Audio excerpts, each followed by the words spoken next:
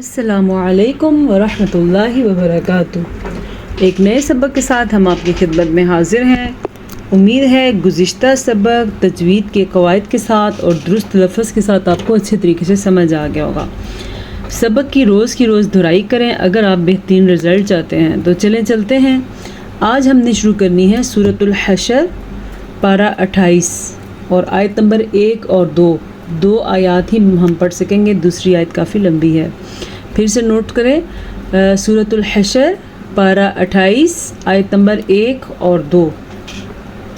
اعوذ باللہ من الشیطان الرجیم، بسم اللہ الرحمن الرحیم۔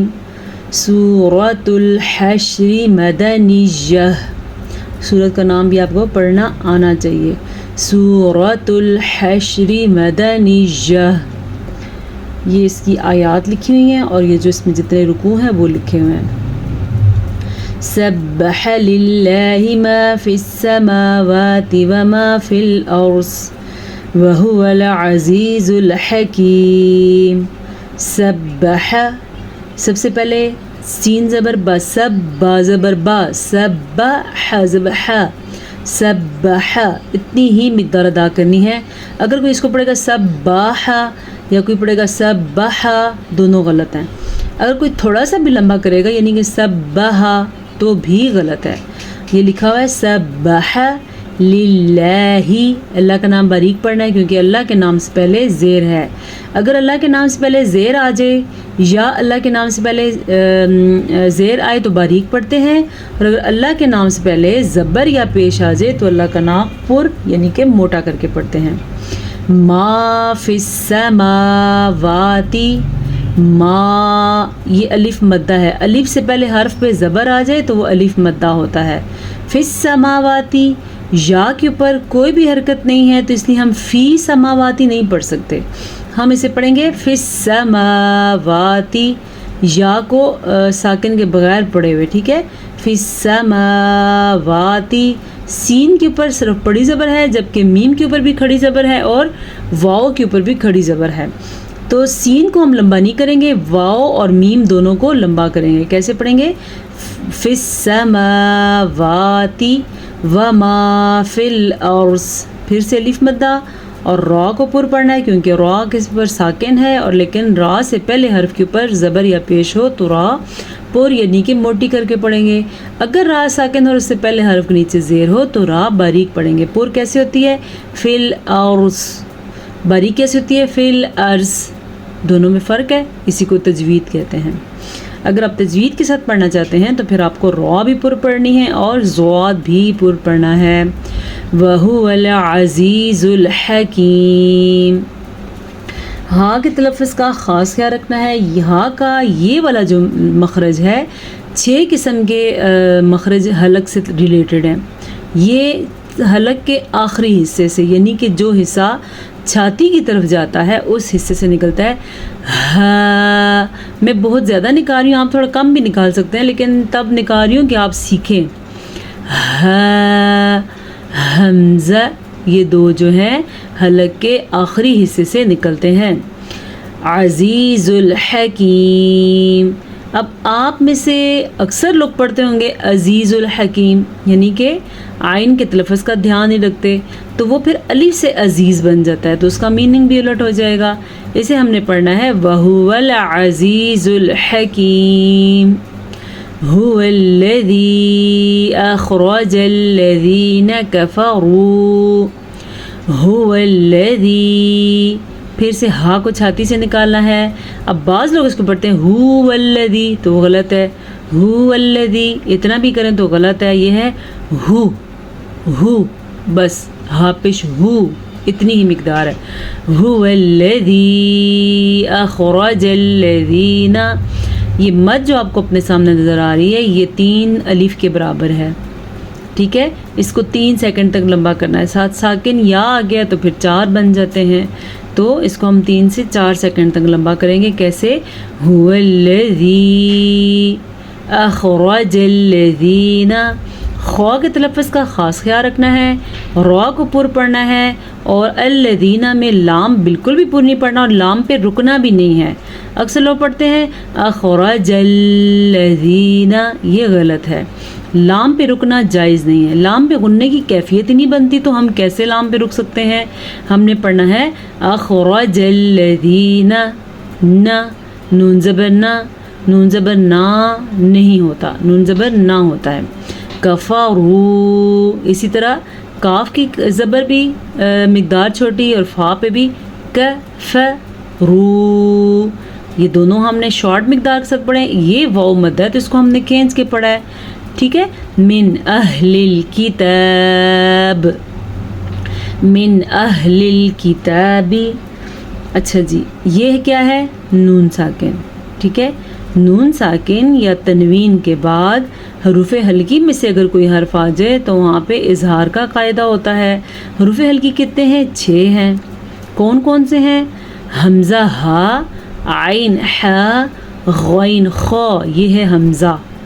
کتنی چیزیں ہیں اس میں سیکھنے کے لیے۔ اب یہ حمزہ کیسے؟ آپ کہیں گے یہ تو الف ہے، جی جی یہ الف ہے، لیکن جب الف کے اوپر کوئی حرکت آ جائے، یعنی الف کے اوپر زبر آ جائے یا زیر آ جائے یا پیش آ جائے تو وہ الف نہیں رہتا، ساکن آ جائے تو بھی الف نہیں رہتا، وہ حمزہ بن جاتا ہے، ٹھیک ہے۔ کتابی من دیارہم، اخفا کا قاعدہ، لأول الحشر، لأول الحشر، بہت اہم چیز میں آپ کو بتا رہی ہوں۔ ایک تو لی اول نہیں پڑھنا، وہ لفظ غلط ہو جائے گا، اس کا میننگ بھی غلط ہو جائے گا۔ لی لام زیر لی، اتنی اس کی مقدار ہے، لأول الحشر۔ اچھا بعض لوگ اس کو پڑھتے ہیں حشر، ساکن ایسے کرتے ہیں۔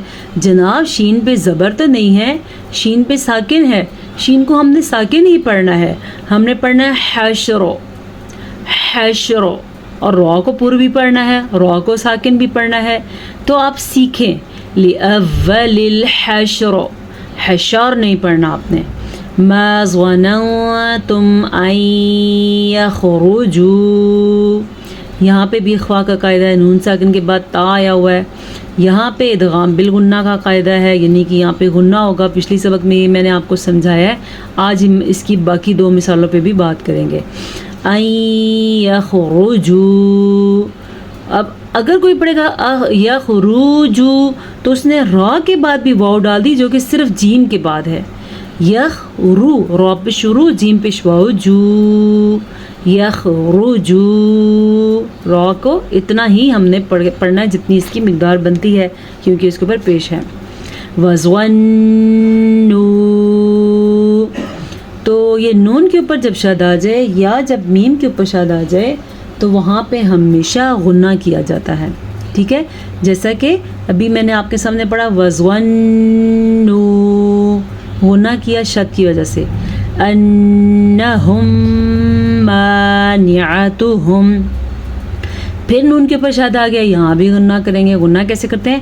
ان، یہ غنہ ہے، ظن، یہ غنہ ہے۔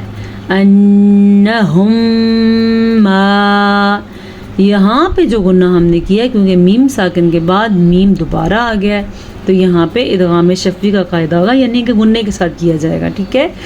کیسے پڑھیں گے؟ انہم ما، یہ سارے غنے ہیں جو ہمیں معلوم ہی نہیں ہے، ان کو پڑھے بغیر ہم آگے چلے جاتے ہیں۔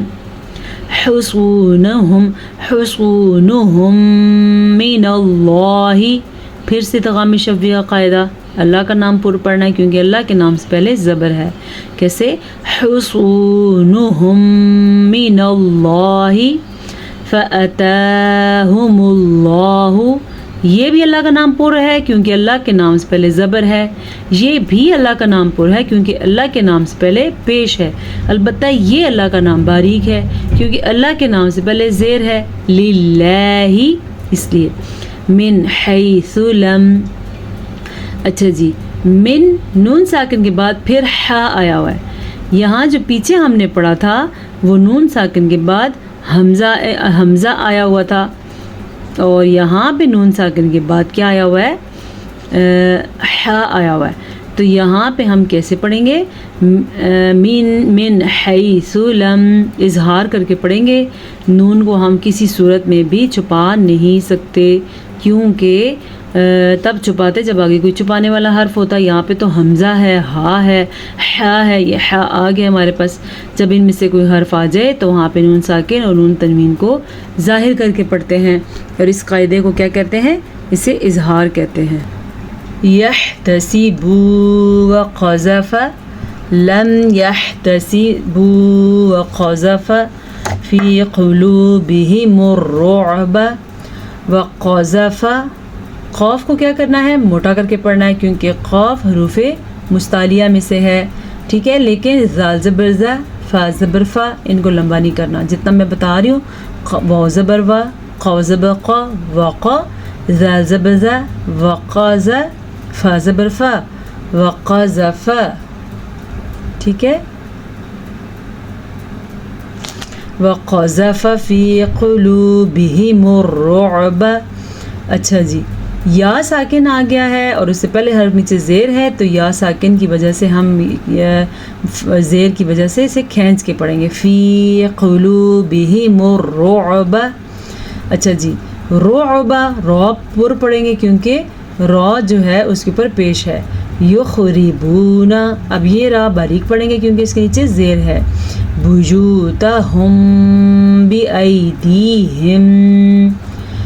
یہاں پہ میم ساکن کے بعد حرف با آ گیا ہے، تو یہاں پہ اخفاء شفوی کا قاعدہ ہو رہا ہے.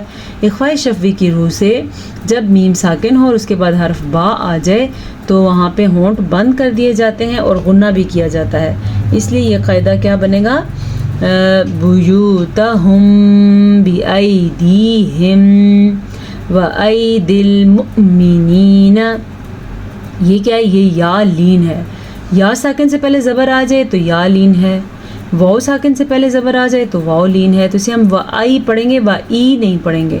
وایدی المؤمنین فاعتبروا. اچھا، ایسے تو چھوٹا قاف آیت کے درمیان آ جاتا ہے، یہاں پہ رکنا بہتر نہیں ہے. یہاں پہ آپ سانس لیے بغیر آپ کو آگے جانا ہوگا، ٹھیک ہے. فاعتبروا. را کو پر پڑھیں گے اور اس کو کھینچ کے بھی پڑھیں گے کیونکہ آگے واو ساکن ہے. یا اولی الابصار. یا کے اوپر جو مد آپ کو نظر آ رہی ہے اس کو بھی کھینچ کے پڑھیں گے، لمبا کر کے پڑھیں گے کیونکہ یہ 3 سے 4 حرکات عربیہ کے برابر ہے. اولی الابصار، واو کے اوپر کچھ بھی نہیں ہے تو واو نہیں پڑھیں گے، ٹھیک ہے. اور ابصار، با کے اوپر قلقلہ ہو رہا ہے تو اس کو قلقلے کے ساتھ پڑھیں گے، ٹھیک ہے. آج کے لیے یہ 2 آیات کافی ہیں کیونکہ آیت تھوڑی سی لمبی ہے. اگر یہ آیت زیادہ لمبی نہ ہوتی تو پھر ہم زیادہ بھی پڑھ سکتے تھے. چلیں اب چلتے ہیں بورڈ کی طرف. آج ہم نے بورڈ پہ کیا سمجھنا ہے؟ ہاں جی، تو آج کی مثال کیا ہے؟ کل ہم نے کی تھی یا اور میم کی، یا اور میم کی تھی. آج ہم نے کرنی ہے نون اور واو کی. جب نون ساکن ہو اور اس کے بعد حرف نون آ جائے، نون ساکن کے بعد نون آ جائے تو وہاں پہ بھی ادغام بالغنہ ہوگا. تو اس کو ہم غنے کے ساتھ کیسے پڑھیں گے؟ من نعمت، کیونکہ یہاں پہ نون ساکن کے بعد نون آیا ہے تو ادغام کے لیے شد پیدا ہو جاتی ہے. تو شد کو ادا کرنے کے لیے غنہ کو ادا کرتے ہیں ہم، کیونکہ وہ غنہ بنتا ہے یا میم واو نون پہ. تو ہم نے اس کو پڑھنا ہے من نعمت. اسی طرح تنوین کے بعد نون آ جائے تو بھی ادغام بالغنہ ہوگا. یہ ہے تنوین اور یہ ہے نون، ٹھیک ہے. سمجھنے کی کوشش کریں. عموماً یہ ایک حرف کے آخر میں ہوتے ہیں اور دوسرا اس کے شروع میں ہوتا ہے. تو نون تنوین کے بعد نون آ گیا تو پھر ہم اس کو پڑھیں گے باخع نفسک، ٹھیک ہے. اسی طرح واو کی کیا مثال ہے؟ نون ساکن کے بعد حرف واو آ جائے تو بھی ادغام بالغنہ ہوگا. پھر ہم اس کو من ولدن کے بجائے ہم پڑھیں گے میو ولد، میو ولدن، ٹھیک ہے. اس طرح غنہ ہوگا. اچھا جی، تنوین کے بعد واو کی مثال کیا ہے ہمارے پاس؟ تنوین کے بعد یہ واو آیا ہوا ہے تو ہم اس کو غنہ کریں گے، ادغام ہو جائے گا کیونکہ. تو ہم اس کو پڑھیں گے رحمتا وہیئ لنا، اس کے بعد لانا لفظ آتا ہے، ٹھیک ہے. ادغام بالغنہ میں نون ساکن کے بعد نون آیا تو یہ ہو گیا، نون تنوین کے بعد نون آیا تو پھر غنہ ہو گیا. پھر نون ساکن کے بعد واو آیا تو پھر غنہ ہو گیا، اور اسی طرح تنوین کے بعد واو آیا تو بھی غنہ ہو گیا۔ کل والی کلاس میں ہم نے یا اور نون کی مثالیں پڑھی تھی، یا اور میم کی مثالیں پڑھی تھی۔ آج کی ہمارے پاس ہیں نون اور واو کی مثالیں، ان کو نوٹس کریں، سیکھیں، وقت سے فائدہ اٹھائیں۔ انشاءاللہ پھر آپ سے ملاقات ہوگی نئی چیزوں کے ساتھ۔ السلام علیکم ورحمۃ اللہ وبرکاتہ۔